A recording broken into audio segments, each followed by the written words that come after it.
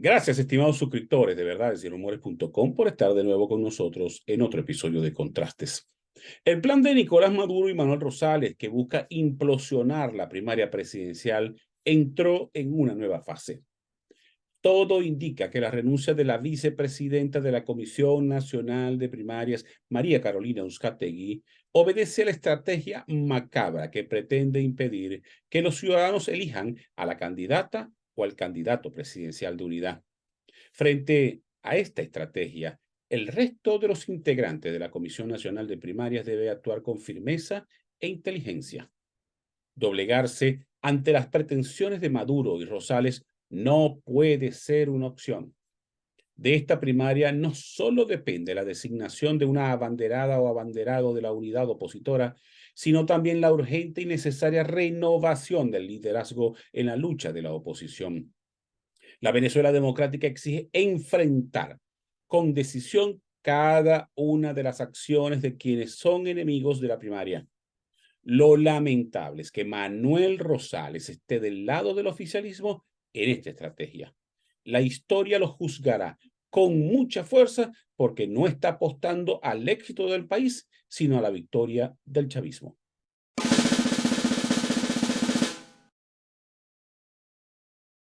Hoy converso con Antonio de la Cruz, destacado analista político y petrolero. Ya regresamos.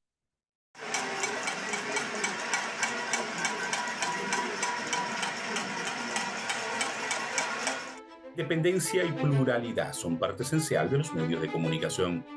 Por eso, desde hace 10 años, nuestra filosofía en Verdades y Rumores se basa en independencia y pluralidad. Creemos en denunciar la corrupción y arbitrariedades del chavismo, pero también creemos en denunciar las atrocidades de algunos opositores. Creemos que una verdad, por más dura que sea, es más saludable que una mentira prefabricada. Somos un diario digital al servicio de la verdad en Venezuela. Somos un medio dedicado a defender la honestidad y los valores de nuestra patria. Somos Verdades y Rumores, 10 años al servicio de Venezuela.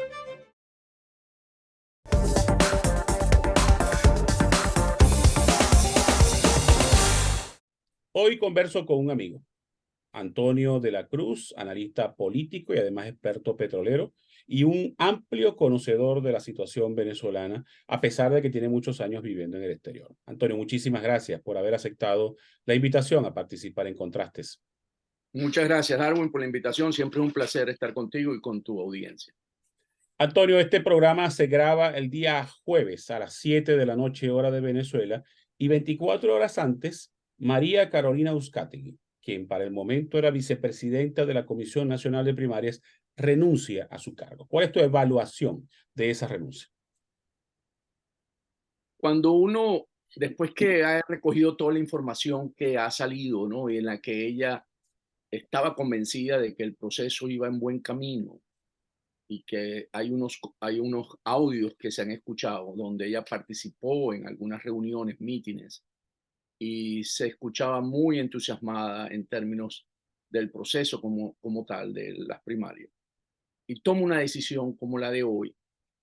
Lo que podemos preguntarnos es por qué en este momento donde ya lo que queda es empezar a revisar los centros electorales donde se va a votar, viene toda la organización, pues ya una vez superada todas las inscripciones, visto todo, viene el proceso. Y cómo salirse siendo vicepresidenta de esa comisión nacional que definitivamente va a tener un impacto. Y cuando uno escucha también cómo cada uno de los precandidatos y acompañantes de los precandidatos, su posición, también observamos cómo hay una búsqueda de que el proceso natural de una primaria como elección no llega a feliz término, sino más bien se busca por esta presión de que se genere un mecanismo de consenso para llegar a esa misma decisión. Entonces, sin embargo, aquí básicamente el planteamiento es seguir motivando a la población o al elector para que tome esa decisión y no que haya un acuerdo o los dirigentes de los partidos políticos, porque definitivamente no te va a dar la legitimidad de origen del voto, te da la legitimidad de origen de los partidos, pero no del voto. Y aquí realmente hay una propuesta sobre la mesa de que se constituya una referencia de un liderazgo nuevo que pueda tener esa legitimidad y pueda conversar con los factores que toman decisiones internacionalmente a través Lula da Silva, por nombrar algunos, Petro, por nombrar otro, aquí en los Estados Unidos con la Casa Blanca, y entonces permitir tener una propuesta que pueda eh, brindar una solución a la crisis política de Venezuela. ¿Tú no crees que la renuncia de la señora Uzcategui pueda estar conectada a la estrategia de Maduro de implosionar el proceso como tal?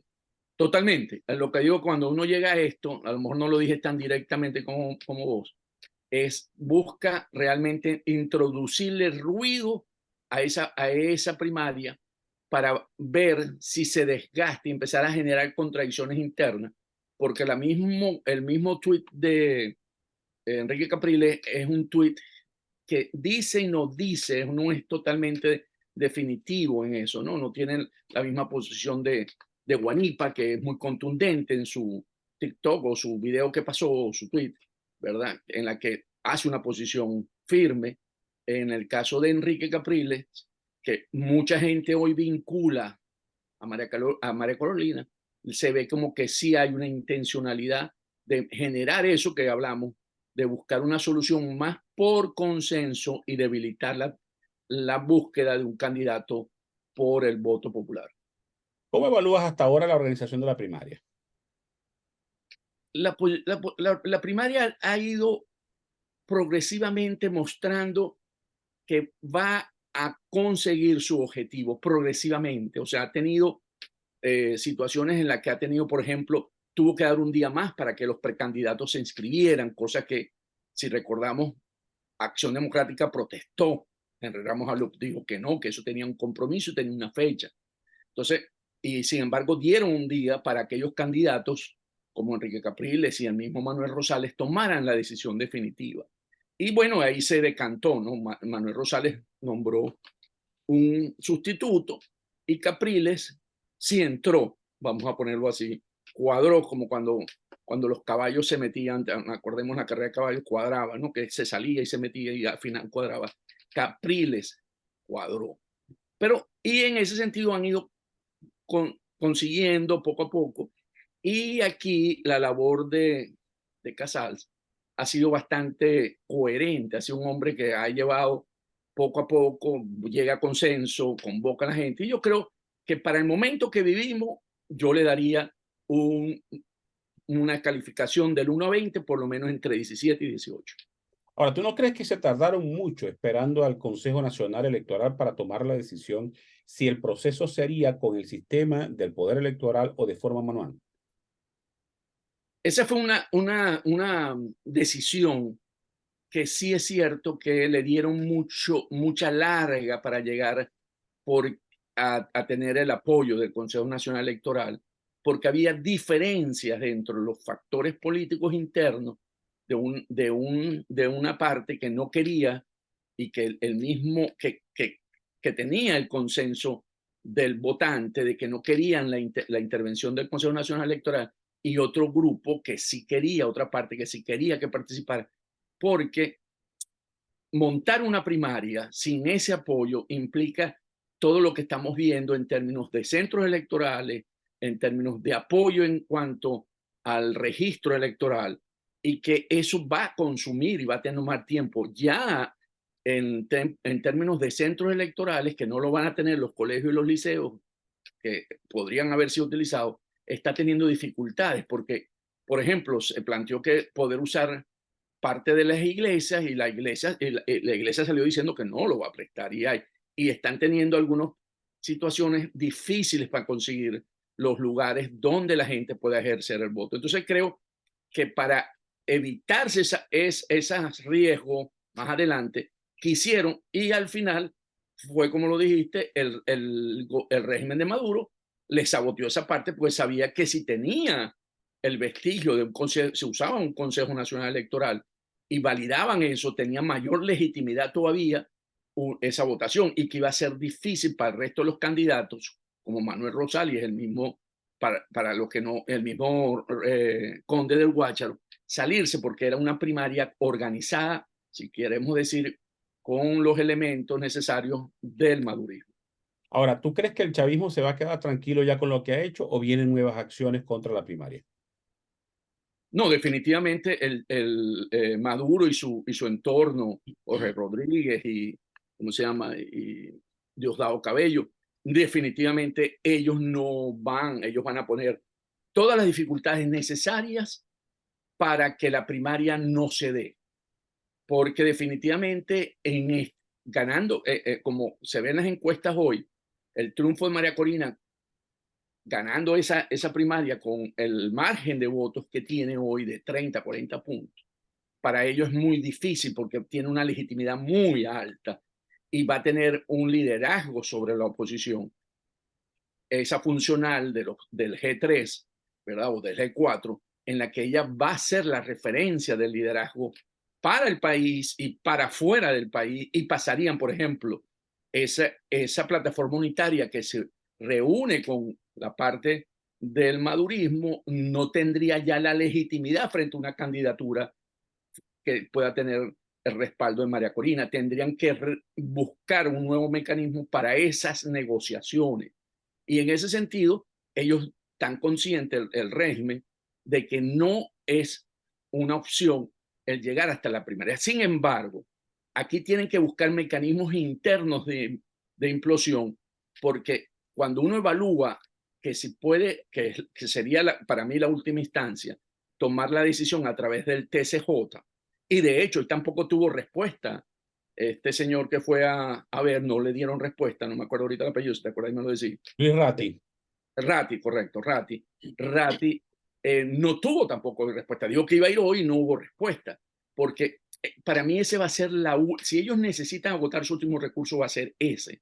Porque hicieron un intento a través de la inhabilitación con María Corina Machado y eso le salió el tiro por la culata. O sea, tuvo una respuesta internacional muy fuerte en la que más bien saben que no les resultó. Y anular la primaria con un dictamen del TCJ va a tener una respuesta similar y va a tener posiblemente presiones que ya pasaron con María Corina, pero anulando la primaria van a volver a tener y va a ser difícil para seguir buscando un camino en la que Lula y Petro quieran seguir blanqueando ese rey. Ahora, ¿por qué el crecimiento? ¿Cómo entender el crecimiento de María Corina? Si revisamos las encuestas, de las encuestas de enero hasta las últimas encuestas de junio, principios de julio, la diferencia es abismal. ¿Cómo entender ese crecimiento? Es una excelente pregunta, porque como dices tú, en febrero, las primeras que yo vi fue en febrero, en enero, bueno, sí, pero en febrero cuando ya arrancaron, que decidieron, tomaron la decisión de ir a una primaria y la tomaron todos los factores democráticos, las mediciones todas estaban muy parejas. Podemos decir, cuando se dijo partida, cuando todavía no había la elección, pero partida, salieron todos en los primeros 100 metros, cabeza a cabeza. Cuando uno vio esas primeras encuestas, 8, 10, 11, 12, estaban por ahí, pero todos uno con otro. Pero después empezó a desprenderse María Corina Machado. Y ella empezó a atraer el voto que estaba cansado de ese liderazgo del G3 o del G4. Veníamos de la implosión del interinato y había un rechazo a esa política de acuerdos de cúpula de cogollo en la que hacían una y se hacían zancadillas y no hacían. Y entonces eso desgastó a ese liderazgo. Y María Corina empezó a posicionar el discurso, ¿verdad?, de esperanza, que lo ha venido sosteniendo a lo largo de todos sus años en la que ha estado encerrada en Venezuela y que ella no había dejado de circular, de visitar los estados, más distanciadamente, pero siempre hizo campaña interna, siempre fue a tener contacto con los trabajadores de Sidor, en Falcón, recuerdo, todas esas visitas que ella hizo y que de alguna manera empezó la gente a voltearse y decir, esta mujer siempre nos lo ha dicho, es una mujer que siempre ha estado clara, siempre ha estado aquí. Y entonces empezó a verse con esa conexión que empezó a generar una esperanza, porque definitivamente ese voto indeciso y que no sabe por quién votar, ¿verdad? Que era lo que básicamente había. O sea, si veíamos los dos bloques, en ese momento en las primeras encuestas, 20% podemos llamar madurismo y sumábamos los otros y podían llegar a 25 entre todos. Pues. Pero y había como un 60% en la que no sabían los mini y los que estaban definitivamente que no querían abstencionistas. Pues. María Corina empezó a recoger el indefinido, el nini, lo empezó a traer a su movimiento o a su proyecto político y empezó a crecer. Y en cada uno de esos encuentros con la gente empezó a propagarse, porque en Venezuela no hay medios de comunicación. Entonces definitivamente fue un boca a boca, algunas redes sociales, y empezó a crecer. Y cada vez se fue convirtiendo en esos fenómenos electorales que cada vez que iba a un lugar crecía más y crecía más, y lo vimos y lo hemos visto en cada uno de ellos. Entiendo que para la primera semana de agosto va a estar en Maracaibo y estoy seguro que también va a causar la misma emocionalidad que ha causado en cada uno de los estados que se ha encontrado, porque es la que ha sintonizado su proyecto político con lo que quiere la gran parte de la mayoría de los venezolanos, que quiere un cambio. El 82% quiere un cambio ya de gobierno. Entonces, eso cuando se alinea, Darwin, es muy difícil. Ella ha creado un efecto bola de nieve que tú y yo debemos recordarlo cuando sucedió con Chávez, cuando sucedió con Carlos Andrés Pérez. Son procesos sociales, políticos que ocurren y tienen mucha fuerza cuando eso sucede. Antonio, tenemos que hacer una pausa. Te dejo un interrogante para el regreso. ¿Tú crees que es factible reactivar las negociaciones? ¿Por qué te lo pregunto? Porque hay un problema, un desafío que tiene la oposición que superar, que son las inhabilitaciones políticas, que pareciera que la única solución es a través de una negociación y de un acuerdo final. Hagamos una pausa, ya regresamos. Estimados suscriptores de verdadesyRumores.com, si usted tiene dificultades para ingresar a nuestro portal como consecuencia del bloqueo del chavismo, solo siga las siguientes instrucciones. Ingrese a la Play Store de Google y busque la aplicación Intra. Luego pulse el botón para instalar.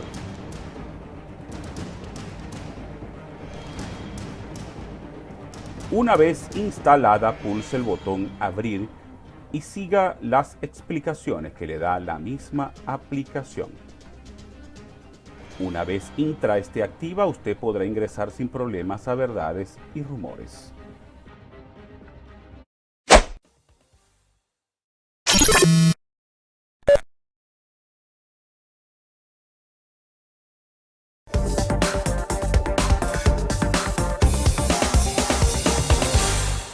Antonio, las negociaciones son más importantes que nunca en la Venezuela actual. ¿Por qué? Porque uno de los grandes obstáculos de la oposición en Venezuela, además de la realización final y exitosa de la primaria, es el levantamiento de las inhabilitaciones políticas que afecta, por ejemplo, a dos precandidatos importantes, María Corina Machado y Enrique Capriles. ¿Tú crees que es factible esa reactivación de las negociaciones? Te faltó uno y Superland. Superland. Bueno, pero eso no cuenta. Sí, sí, está bien, Pero está bien. la carrera. Pero hay que ese está en la cola, sí, de acuerdo, de acuerdo. ¿Qué ocurre? Definitivamente, para que se dé, si María Corina gana la primaria, que es casi seguro, yo no tengo ninguna duda de eso, que ella sea candidata para la elección presidencial, es a través, como lo está señalando, de una negociación. Pues definitivamente Maduro no va a aceptar medirse contra una candidata que le puede estar sacando en las primeras encuestas él mismo unos también 40, 50 puntos. No creo que él se vaya a jugar eso porque sabe que está derrotado. Entonces, para poder aceptar eso, tiene que haber una negociación que van a tener que interactuar a través de factores internacionales, a través de Lula da Silva, a través de Petro, a través de Macron, los que se reunieron básicamente ahorita en la cumbre de la Unión Europea con el CELAC, que pueda buscar, mismo Josep Borrell, ¿verdad? Que puedan buscar una salida, destrabar esto y crear mecanismos de una negociación en la que pueda darse una elección semi libre, justa y competitiva. Yo pienso que es la única manera, porque de otra forma va a costar mucho. Maduro no va a ir a una elección donde él no sea competitivo. Y por eso él pide liberación de sanciones, porque él necesita cash. Para él hacerse competitivo en cualquier elección, él necesita cash, él necesita dólares. ¿Dólares para qué? Dólares para poder reactivar las cajas CLAPS, las bolsas de comida, para poder pagarle a sus paramilitares, a los colectivos, para poder hacer control social. ¿Dólares para qué? Para poder aumentar el salario, porque él con esos elementos, él se vuelve competitivo. O sea, yo creo que hay una voluntad de cambio, una voluntad que capitaliza hoy María Corina Machado, pero el régimen no es mocho, el régimen sabe jugar sus cartas, ¿verdad? Y la sabe jugar bien, porque tiene un buen control social, pero lo que él no tiene hoy es gasolina para mantener ese motor. Él está fallo de gasolina porque no tiene dólares. Y los dólares que le ingresan por la parte de las actividades ilícitas, eso no va al Estado, eso no puede entrar al Banco Central y por lo tanto es muy difícil.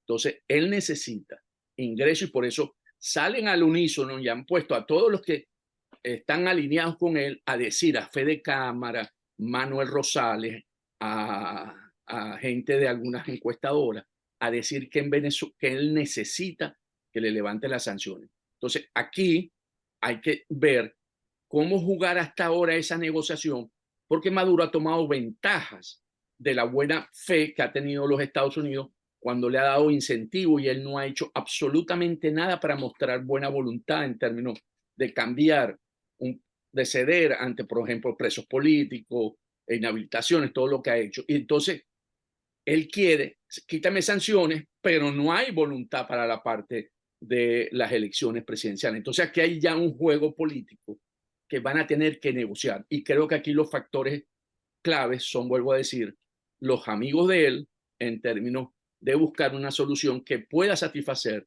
a ambas partes y poder tener una elección presidencial.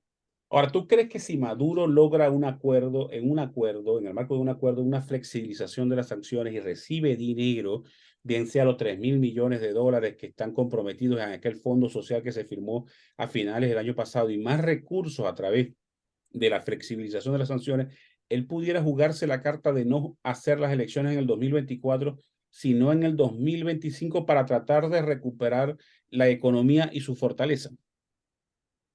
En un numerito rápido ahí, aquí hay en espera, vamos a ponerlo aquí, en el Fondo Monetario Internacional, 5.100 millones de dólares, así, a disposición, que fueron aprobados cuando la época que se lo dieron a todos los países del mundo, el fondo, a razón del COVID. Fue una medida que tomó el directorio del Fondo Monetario de asignarle, de acuerdo a la cuota de participación, por supuesto, a cada país, unos recursos por el impacto que tuvo el COVID en las economías.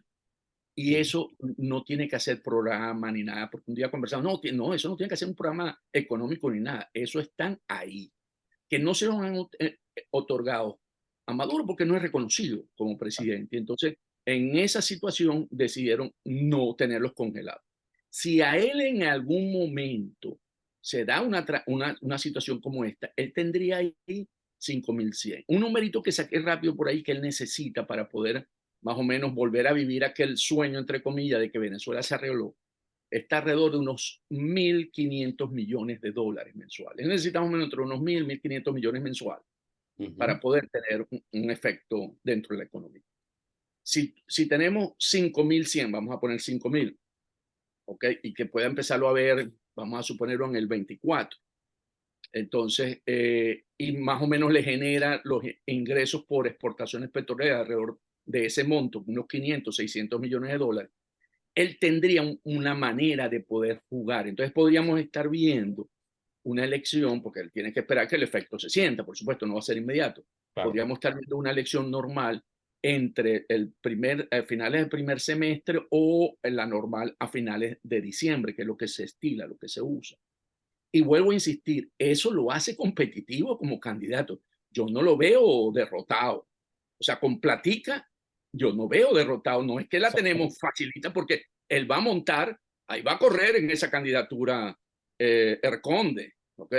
Yo no sé si al final Maduro le pide a Manuel o obliga a Manuel Rosales a tener que meterse también para dividir un poco el voto a la unidad. Entonces, cuando tú ves, él tiene mecanismo de quitar un poquito o quitarle votos a esa unidad o a esa candidata unitaria, para no poner la unidad, esa candidata unitaria, y él tener lo suyo. Entonces, si tú abres esos pedacitos, ese que hoy dicen que está en 12-13, pero sabemos que si él resuelve esto que estamos hablando económicamente, él se vuelve a montar en los 21, 22, 23, 25, la base esa dura que siempre han tenido ellos y que se hace competitivo. Ahora, Maduro puede querer algo, pero también depende de la voluntad de la comunidad internacional. ¿Tú crees que la gestión de Joe Biden pueda flexibilizar sanciones buscando encaminar el país hacia unas elecciones libres?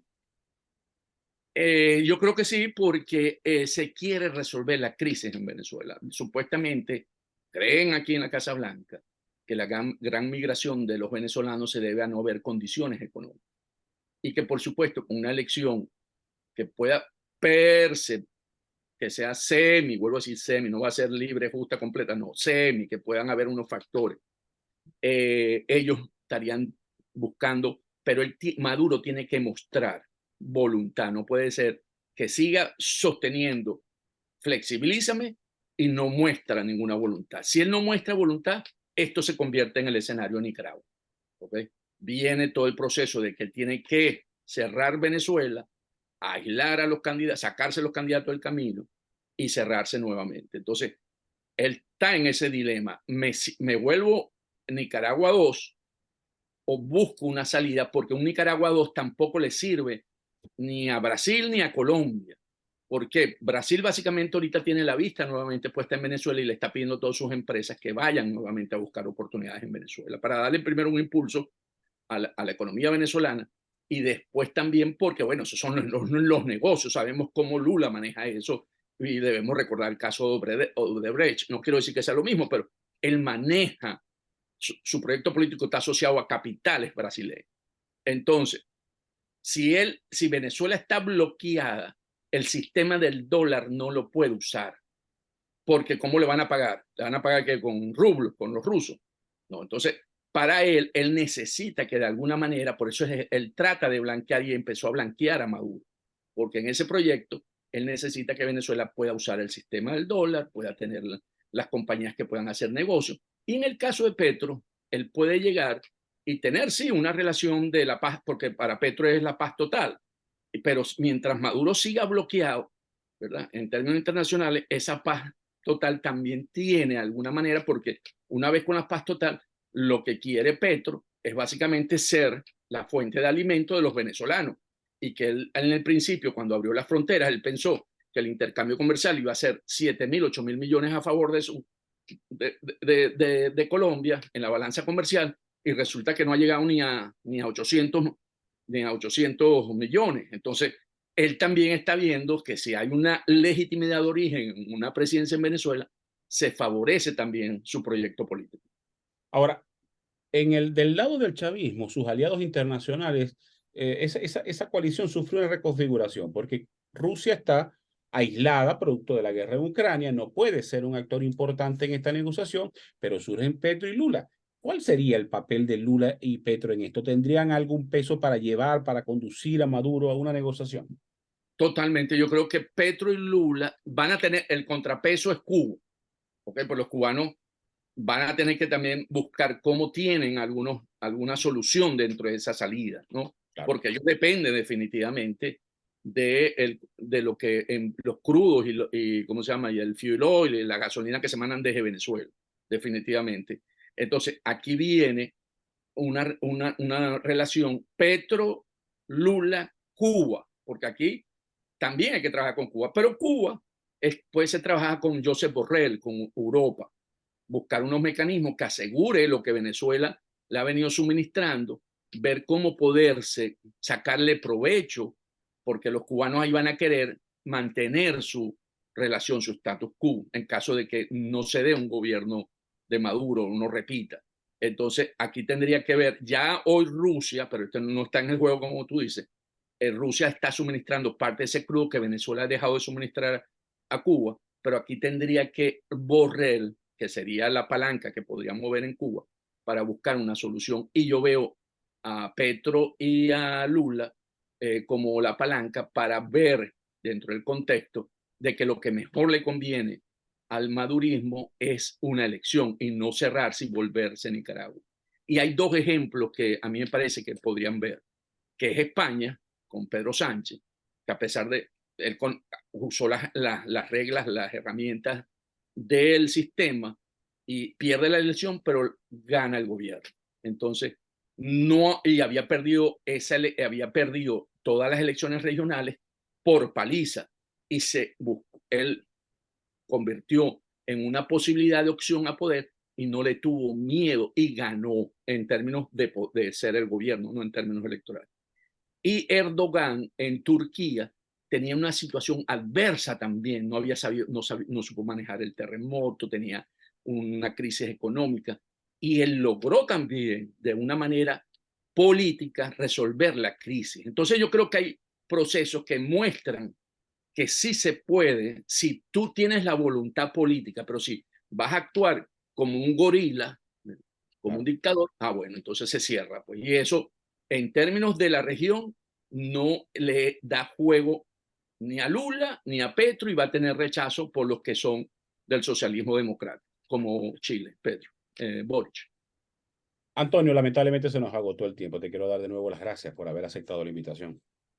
Siempre es un placer estar contigo. Y a ustedes muchas gracias por haber estado en la sintonía. Nos vemos el próximo lunes con otra interesante entrevista.